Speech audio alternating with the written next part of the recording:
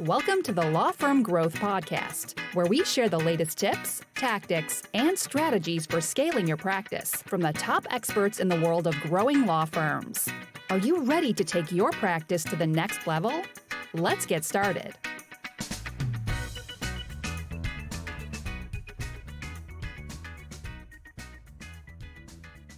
Hey, everybody. Welcome back to the Law Firm Growth Podcast. I'm your host, as always, Jan Roos, and I am very excited about today's guest. We got Michael Patrick Strauch, who is the founder of the Closing Room in the Law Firm Growth Podcast Zoom room today. Really excited to have him on. So I originally saw Michael through Facebook ads, which is one of my favorite ways to prove that somebody's actually trying to do something with their business because it costs money. And I got into his materials and he's got some really good stuff. A lot of things that we talk about in this podcast, often in terms of sales process, predictability, closing the gaps that you need to take your law firm to the next level. But I'm really excited to sit down with him for the next 45 minutes or so. But Michael, thank you so much for coming on the podcast. Jan, I really appreciate it. Really looking forward to being here and excited to hopefully provide some value for everyone today.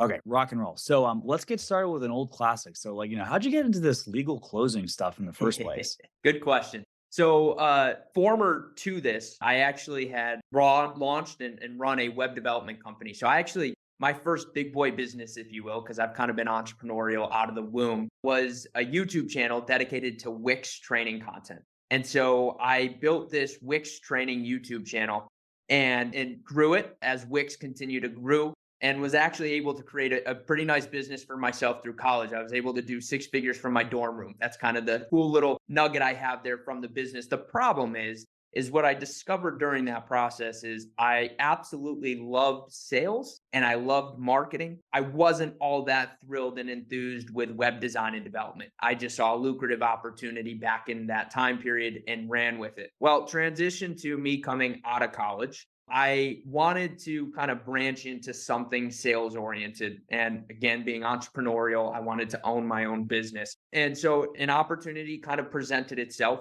where I had a chance to kind of prove my salt, if you will. So there was a bankruptcy law firm in Towson, Maryland, that was willing to give me a shot to come in and prove out this sales structure that I had built and developed while I was in the web development space. And I walked into that firm and they said, look, you've got 90 days. You got 90 days to prove that what you're doing is going to work better than what we're currently doing. And when I got in there, they were closing at about 50% of their qualified leads into paying clients at the time. And at the end of those 90 days, we were actually able to help them bring that close rate up to 84% consistently. Week in and week out, they were doing 84%. And they collected more cash than they had ever collected prior to, which was an awesome result.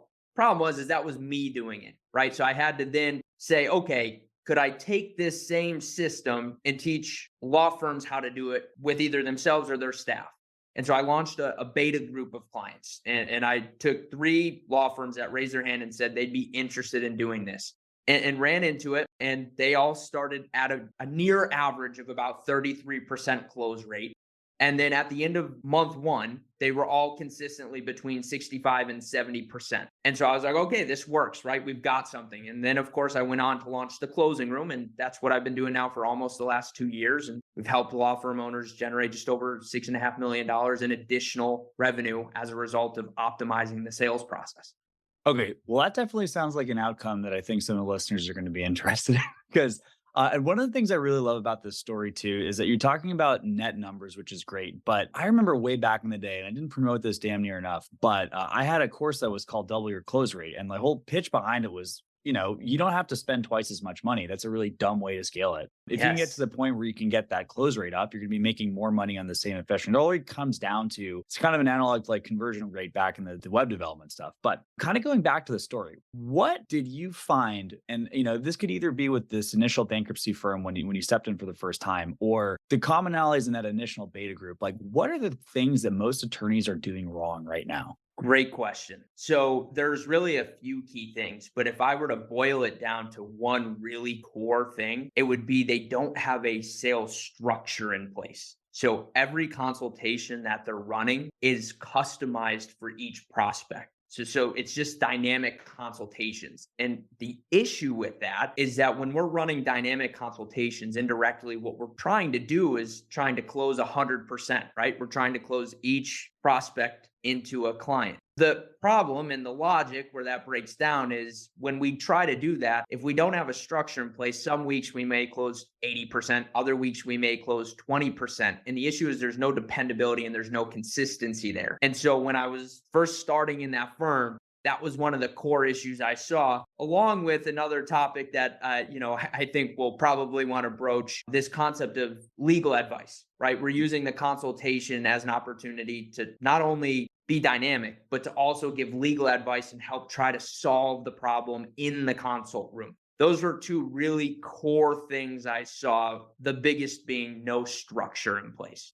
Okay, awesome. I definitely want to get to the structure stuff, but like as far as the consultation thing, it's something that, I think it's a sacred cow that people don't question nearly enough. And it's just like, these guys are billing themselves out for $300, $400, $500. Mr. Listener, you're billing your Mrs. Listener, you're billing yourself out for this. So if you're going to give away an hour of your time, you're basically paying somebody $300, $400, $500 to spend time with you. And I think it's terrible from a process perspective, but I think it's just such a thing that's been done for such a long time that people don't really know what the alternative is. So I want to ask you kind of a corollary to this, and this is kind of built into the story right there. For the jurisprudence experts in there that are thinking about, what's my bar going to say about this? How did you get around, the perception of doing legal advice when you were the one doing the closing? I'm assuming, I didn't hear anything about law school in that background. So you're That's not correct, JD, right? Yeah. I am not JD, do not have any law school degree, not a lawyer. So that's a great question.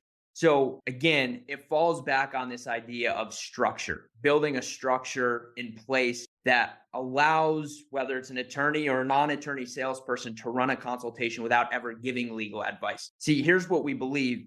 Attorneys go to law school, they learn this art of being able to solve these problems. It's the creative juices. A lot of attorneys love consultations for that reason, right? To be able to express that creative side of solving legal challenges. And what we have found is what we're able to do is just move the line in which legal advice is given. What we believe is we should use the consultation to get the prospect to retain the firm so that we can provide them legal advice to solve whatever problem they're experiencing that they came in for. And so the key is using tools to be able to deflect legal questions until after they retain the firm. And I know some firms out there are listening and wondering how the heck you do this. And obviously there's a lot that goes into that, but it's possible, right? It's possible. That's what we're all about. That's what this whole structure is all about. Okay. Yeah, and that's fantastic. And I'll say this just in terms of like throwing some situations that we see all the time with just clients that we're taking on for our marketing services. Like it's really tragic when I'm not going to say tragic, but it's a bummer when you have the situation where you have an attorney who's doing the right stuff, he's reading all the books, he's personable, she's personable, whatever, and they're in sort of a golden cage situation because they can close the deals no one else can. And guess what? If you want to make more money, you're going to be staying late and taking off your significant other or whatever. But it's also just from a business perspective, just a terrible way to scale. Like there is a maximum amount of time that you can have on your calendar. So if you really want to get to the point where you're pushing high 6 figures, 7 figures, 8 figures, there's no way to do that on one person's consultation. And, God forbid you have a bad day or you get sick or, you get down in the dumps because then, it's your personal feeling that's going to end up being the determinant of what's going to happen financially to your business. So I am totally on board with that stuff. And yeah, I think the non-attorney sales stuff is so huge because not only does it increase the pool, I also think it's a huge opportunity to get people to do things in different ways. Like I'll say this too, this is kind of an example. Like I always love when I see a cleverly set up firm. I'm not going to name this person's situation or niche because it's very, very clever, but it's a fellow we used to work with. Fantastic. He's the only attorney at the place. He's got about 17 back office staff, just quietly doing, multiple 7 figures. And I call the guy, he's walking his dog at 2 p.m. every day. Like, nice. And that's kind of like the situation from both a, consistency perspective, but also his ability to find staff, retain them, and keep them at much lower rates than most people have JDs. It's fantastic. So, but yeah, the process is definitely what is going to enable that, which I think is awesome. Okay, so let's also kind of address one of these elephants in the room too, as far as the situation with the legal advice. Like, what would happen if, I'm devil's advocate. Well, hey, if I'm not having any legal advice, but the other guy down the street is giving legal advice, why is somebody going to go to me if they're just going to get pitched or whatever, right? How do you guys get around that? Yeah, no, I'm with you. It's one that I often hear a lot. And look, I think every person that listens to this today is probably going to be sick of me saying the word structure, right? But it's just going to happen. But what I would say to that is the way the structure is built out is built in a way that allows us to build trust along every step in that structure with the prospect, to learn more about them, to kind of lay out their path forward, to kind of share who we are and what we've done and how we've served other people, and then transition into more of that close, if you will, of getting them to take the next step. And so because we've articulated and we've built this process, this consultation process in this way, along with making sure we've got the proper tools to be able to overcome objections, right? Because that's very much an objection toward the end. And so as long as we've built these tools to successfully overcome those objections, you'd be amazed. But because you're executing on this structure, people close. Now, you're not going to close 100%, right? And we're not trying to close 100%. And I would tell you that depending on each practice area differs in what percent range, but a good rule of thumb and standard is we're trying to close between 60 and 80% of qualified leads into paying clients consistently, like a week in, week out basis. Does that help provide some clarity? Yeah, absolutely. And I think this is the other thing too. I think there's kind of this perception that the more of yourself you give in a consultation, I hear this all the time from attorneys, like the better it is for a client. But the truth is sometimes people are just getting confused and now they have something to ask the next person. And ultimately, if they don't end up hiring you to take care of their problem, they're probably in more danger than they were before they heard anything because now they think they have enough to get started. And ultimately, I'm kind of into the whole, the moral imperative to close deals. I think is really important. If you can help somebody and you don't do it, then shame on you, because that's really what it is. But yeah, and I want to say something too, as far as the 100% close rate thing. It's kind of funny. I've like, the people who close 100%, it's like, okay, cool. So who's your favorite referral source? It's Right, just like exactly. these Yes. situations. But I think there's also some stuff with people moving the numbers too. It's like, it's 100% of the client that I wanted to close anyway, or like Right. kind of sort of the sour grapes thing. But that kind of leads me into a segue of something I'm really curious about. So how do you guys structure, or how do you guys recommend firms structuring their process, right? Do you guys recommend going straight to the consultation? Is there a pre-qualification process? How do you make sure that the people in the room are the right people? Because I'm thinking to hit 60 to 80%, we got to make sure that we're getting the wheat and getting the chaff out of there before Sure. before getting started. Yeah, so one of the big things I'm not a proponent for at all is, and everyone uses their own version of this word, but the hot transfer. So like the immediate, someone calls in and they're immediately on a consultation, right? That phone person. We have found that the close rate of hot transfers is astronomically low compared to scheduled appointments. And so when it comes to process, I'm a firm believer that we should be using appointment setters, having a phone room to work on scheduling that appointment. In that scheduling of the appointment, there should be some qualifications, right? We should be learning a little bit more about the situation that prospect's experiencing. If we identify at time of appointment setting that they're non-qualified, they should never move on to a consultation. Right. So in terms of a filtering process, yes, I believe there is a slight filtering at the time of appointment setting. I say slight because I don't want to get too excited in the realm of disqualifying people that really shouldn't have been disqualified. Right. So if we're setting up the appointment, using the appointment setters to make sure they're filtering, learning a little bit more, building some of that trust initially, building some of that empathy initially, and then getting them booked into a consultation. Not only does that add a step that increases show rate, but it also adds a step that increases the trust factor with your firm already, because that person has taken some time in the appointment setting to already build that connection a little bit. So they feel a little bit more personally invested with us and our firm. It makes the transition into the consultation a little cleaner. And like I said, just more trust is built there.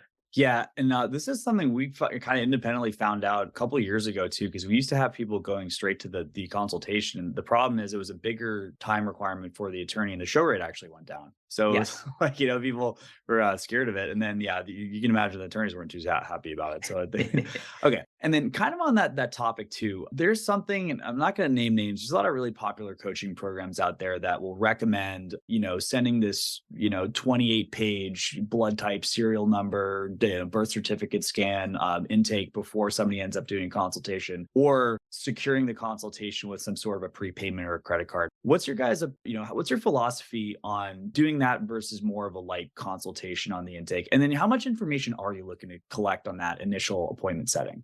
Yeah, in the appointment setting, what we're really trying to do is we're trying to get to the pain point of the prospect. Why are they here in the first place? Right. And we're trying to build empathy with them. We are not using that intake as a consultation. That person should not be running any consultation structure. They should be running a separate intake structure, right? Where we're getting on, we're obviously collecting the basic details, of course, right? The names, the phone numbers, the emails, the address, that kind of stuff. We're collecting that information, and then we're giving them an opportunity to share a little bit more about what's going on with them and their story, why they're here to come see us. Depending on other information the firm wants to capture, maybe where they came from, right? A referral source or a lead source, getting some clarity on that. And then we're making sure we verbalize that pain point, but letting them know that we're here and we want to help them. And the best way to do that is to take the next step in booking a consultation, right? So the sell of the appointment setter is the consultation. That's a closed deal if we're going to speak in that language for an appointment setter. Right. Okay, gotcha. So we're not going too heavy with it. We just basically need to get enough so that the person heading into it knows really, we know what the major concerns are for the people. Okay. And then another question I had was, moving some people and it was kind of getting to, I guess, the product, right? So if we're going with this approach where we're having the system selling as opposed to a completely customized solution, then we have to have a uniform deliverable, right? So Yes. what do you do? Like, what's your guys' approach for, people that are in, retainer-based law, or like you recommend people go to packages? What do people need to change about how they actually deliver their service, if anything? Yeah, no, I actually don't find that people need to change their services at all. Even retainer-based firm, like sure, flat fee, obviously a little bit more clear to a prospect and easy to, if you will, close the deal right then and there. But what we find is retainer-based is really the same way because you've got an upfront retainer. Right. So that's kind of what you're discussing in the consultation. Of course, you're going to have to go over on the back end, going through the agreement, making sure they're aware on, what the price is per hour, how the retainer works. And you're going to touch on some of that in the consultation. But as far as like changing the way we package or deliver the service or the pricing doesn't need to change, even though it's a structure-based system. That's the beauty of it. We can build it all into the same type of way we're currently doing business. It's just installing a structure in the consultation process.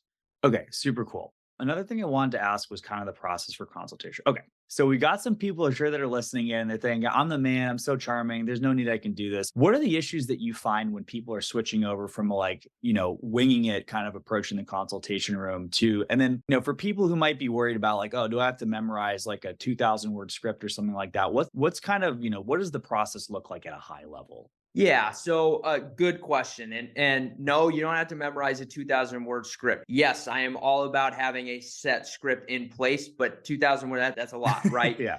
In terms of, what is one of the tough things from the transition from winging it into a structure is really trusting it and being willing to actually do it, right? Because what I often see is most of the firms we start to work with don't have a structure in place. So when you come in with this new structure, even though, we know it works, we say it works, we've watched it work with many, many firms, it's the ability to come in and say, oh yeah, I'm willing to do that and actually stick to it, right? Because if we don't commit to actually following it, we're not going to get the type of the results that we want to get. We might get better results, but if we don't go all in, you're just not going to be there. So it's that transition of, okay, I'm just going to, here's the structure. I'll just kind of loosely follow it, right? It just doesn't work. There's a structure in place for a reason because we have to follow it. And I know for a lot of attorneys listening to this, I know structure. Sometimes you hear that and you're like, that just sounds boring.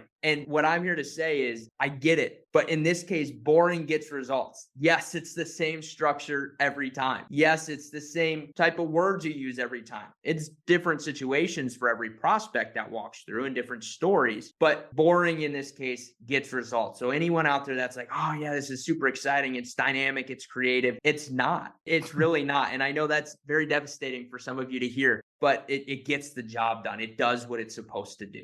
Yeah. Okay. That's awesome. And like, I'll say this too. It's, I'd rather have boring consultations and exciting vacations because there's a bunch of money in the checking account than the other way Well around. put. Right. Very well put. Yeah. Thank you. Okay. And I'll also kind of throw this in here too, because it's one of these situations where I feel like people need to really pre-commit on things because I don't know, kind of coming up with this in the first time, but it's a principle. Like my metaphors are all stupid because my sport is jujitsu and it's just like really hard to explain. But like, if you want to use like a golf metaphor, right? There's situations where people are using the crappy clubs that they use forever and they have a new club and it rocks. But you're going to probably have bad couple days on the course once you switch to your new clubs, even though you know that it's ultimately going to be way better. It's that transition ends up not really working out for people. Just kind of as a rule of thumb, like what do you ask for people? Like what should people be thinking if, again, with your program or with anything else, when you're committing to a new sales process, how much time or how many consultations or what can you do to just really, how much time should they be giving themselves to prove that a new structure is better than the one that they're using right now? Absolutely. I'm a firm believer. A good rule of thumb with anything is, like you said, there's a transition process. I think you got to give anything at least a month, right? At least a month of consistently trying it, but consistently trying it, meaning like we've committed to it, right? We're doing it in at least a month to do that. And I think within a month's time, you can usually pretty clearly tell if you're at the same type of results, worse results, or better results than you were previously. Whenever we have clients come in, within a month, they're always able to see a difference. Your first couple weeks there, you're getting new reps under your belt, right? It's a new structure. You're just learning it. You're maybe stumbling a little bit. That's part of it, right? That's part of this transition process. And it's being able to actually sit down and listen to all of your consultations back and really be able to digest where you were at. That's another factor that really helps you during this process to actually listen back to your consultation so you can hear kind of how you're progressing with this new structure. And then if you get to a month and you're worse off, I think an evaluation needs to be made first to say, okay, did I fully commit? That's first, right? Did I fully commit and did I follow this? And if the answer is yes, and you're worse off, then obviously it may not be the right fit for you, right? It may not be the right fit. It may not work for you. I would say in most cases, working with our clients, we don't ever find that to be the case. But again, I think a good rule of thumb comes back to give it a month.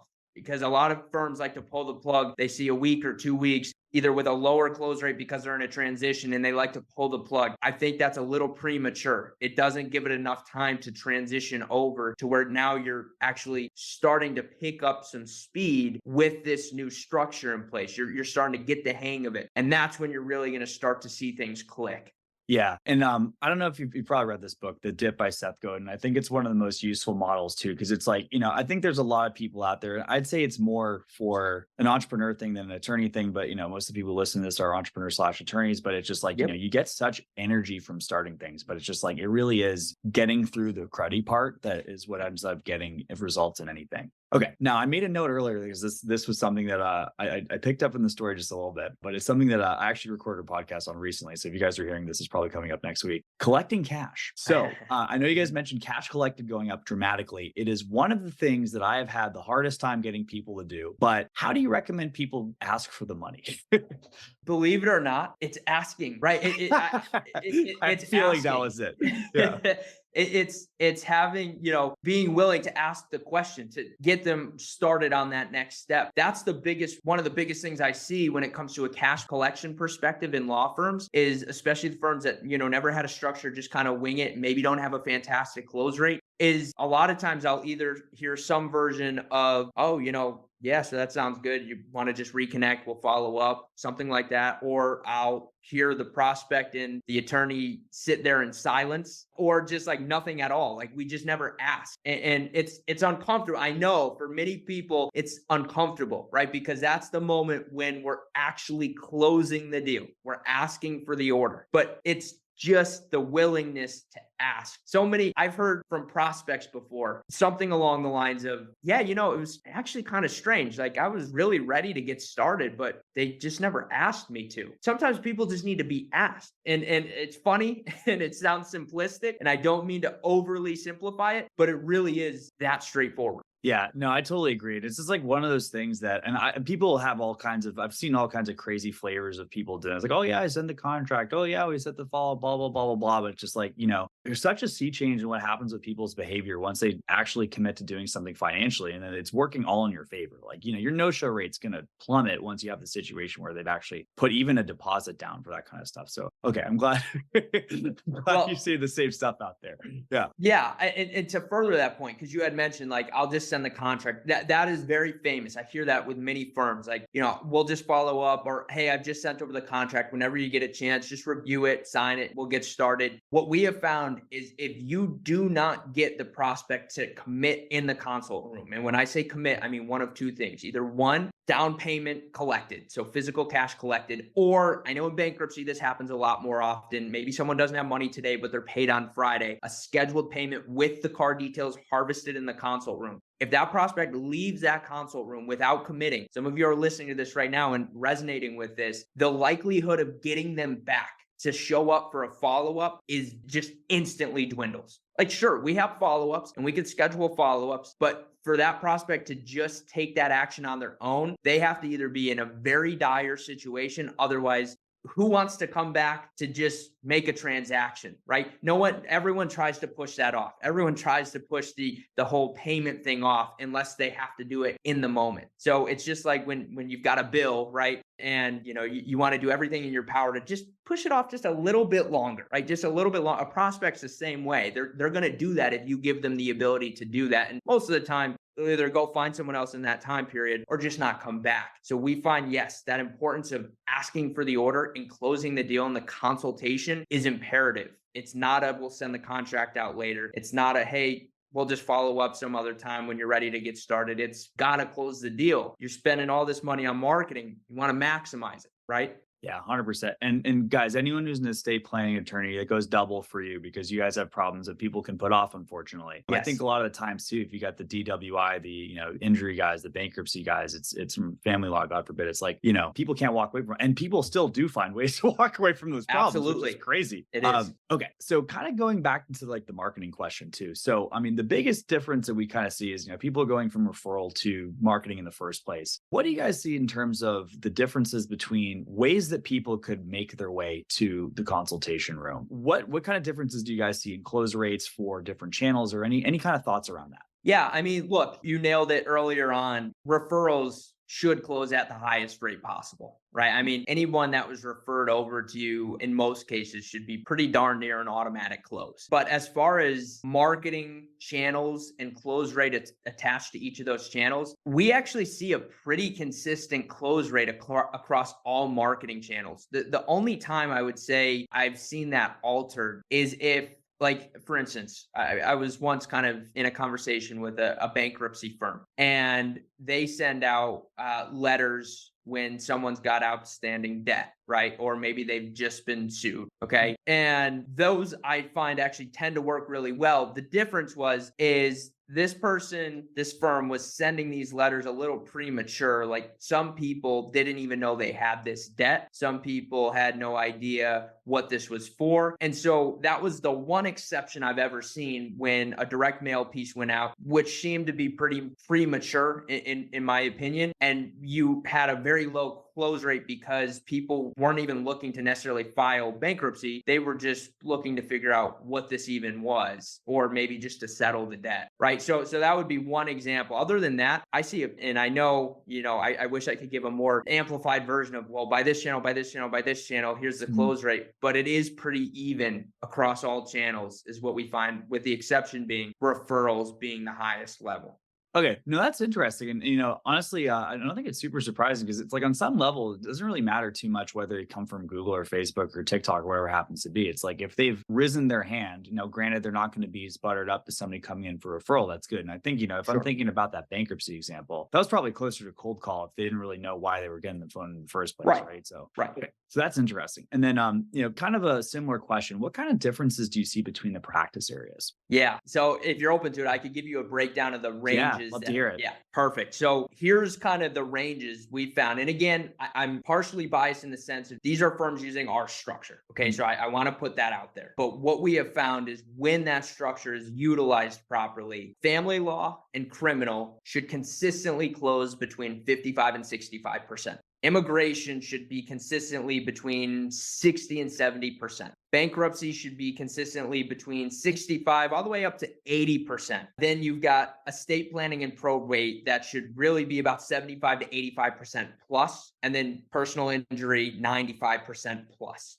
Those are where close rates should and could be if you're listening to this. Okay, interesting. And what do you think kind of accounts for the differences between those practices, if you had to speculate? Yeah, that's a good question. Well, for criminal and for family law, you're dealing more on a retainer basis. Usually what I see with family law firms is there's a little bit less flexibility in payment plans, right? Because we're dealing with retainers. So if a prospect can't afford our retainer right off the bat, obviously that's a bit alarming and concerning to a family law firm because that's just the retainer. Never mind what that case could go to, right? Yeah. And so we see that tends to create a bit of a lower close rate. Criminal is in a similar boat. Criminal, we see there's a lot of options out there, a lot of shopping around in criminal. And don't get me wrong, there's ways to work through the shopping around objection, but we see a lot of variability in the price discrepancy between firms. And similarly, there's a lot of criminal cases where payment terms can't be all that generous depending on the length of the case. Bankruptcy is that's just a pretty consistent one.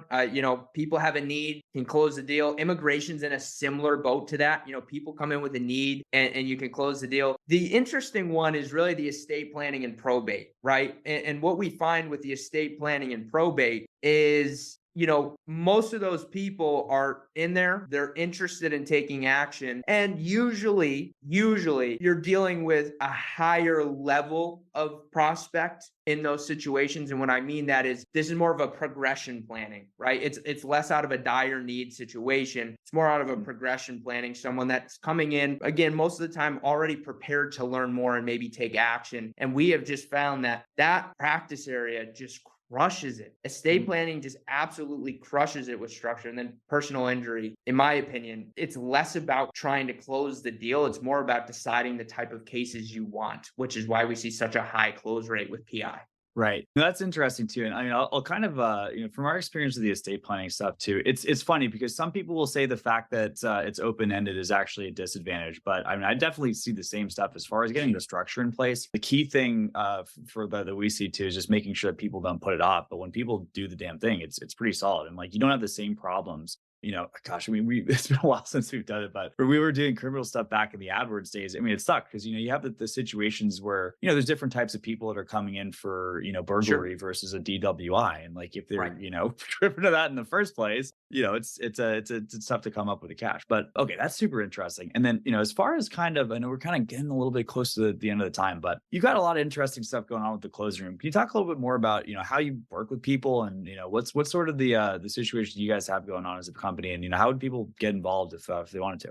Yeah, absolutely. So as far as what we do, we are all about, like you've heard me mention it, right? Figuring out and evaluating kind of where you're currently at, what you're currently doing in terms of your consultation process, and then making sure we install this structure and then consistently train on that structure, making sure you or whoever's in your consult room currently, whether that's a non-attorney, an attorney, an associate, is trained on this consistently. So that way you're not able to just increase your close rate once or twice to 60 to 80%. You're able to do that like clockwork. And as the law firm owner, you've got dependability, right? Knowing that whoever's plugged into that structure can get the deal closed and closing that rate consistently. And one of the things I'd like to throw out there is, you can take the next step, and actually I would be happy to offer a little bit of value in kind of this single shift that you can make to increase your close rate relatively immediately. If you go to theclosingroom.com/podcast, you can get access to that. And we kind of go through exactly that single shift.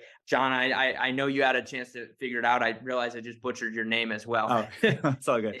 Yeah. No, that's awesome. So then we can get people to that. We'll get that over in the show notes as well too. And I've watched the training. It's really, really good. So if you guys want to do that, I definitely recommend getting that together. But yeah, we'll get that over in the show notes as well. But yeah, man, I think that's awesome. And as far as kind of just recapping for everyone listening, I know it's kind of funny because sales is one of those things that a lot of people avoid in the first place, but it doesn't have to be variable. It's like a process like anything else. And then those are some of the it's so close to the ball that the leverage that you get on moving these percentages up are impactful for not only what you're doing with it's cheaper than scaling your marketing for one. It has cross-platform benefits. If you can get this figured out for one channel, it makes any channel that you're ever going to work with more effective. And I'm just happy that people like you out here, Michael, and preaching the good word for people that need help with this stuff. Because ultimately, this is going to help people connect with the right attorneys, and you guys are going to be able to make a bigger impact in communities. So thanks again for taking the time. I really appreciate it. Absolutely. And I appreciate the opportunity. If you don't mind, I'd love to end on two really important factors you had just mentioned there. Yeah. Cool. So first and foremost, you nailed it on the head, right? Yes, you can go spend more money on marketing and advertising, scale up your marketing and advertising. Sales is the one aspect of your business that if you optimize it, you add instant cash flow, right? You could do nothing else in your firm and just optimize your sales process today, and that will generate you instant cash flow in the business, right? So that's one thing. And the second thing is you also nailed this. A lot of times attorneys will hear the word sales, and some of them, it makes their skin crawl. Right? Like, sales, I don't like that. And what I like to loop back to is actually a quote from Zig Ziglar. Selling is not something we do to our clients. It's something we do for our clients. And what I believe in is, look, if you're listening to this and you believe that your firm is the best firm in your practice area, in your geographical location, I would go as far as to saying, if that's the case, we almost have an ethical obligation to do what we can to help that prospect retain the firm, because we're the best to serve them. And we know they will get the best result if we're able to help serve them. And so, this ultimately goes back to being able to impact more people, impact your team, impact more lives. And it all starts with being able to fix that sales process. Okay, really well said. And thanks for getting that summary in too, Michael. So, all right, guys, it was an awesome hour. I hope you guys appreciate it as much as I did. And for everybody else, I will see you guys next Tuesday at 8 a.m. Eastern on the Law Firm Growth Podcast. Thank you for listening to the Law Firm Growth Podcast. For show notes, free resources, and more, head on over to casefuel.com/podcast. Looking forward to catching up on the next episode.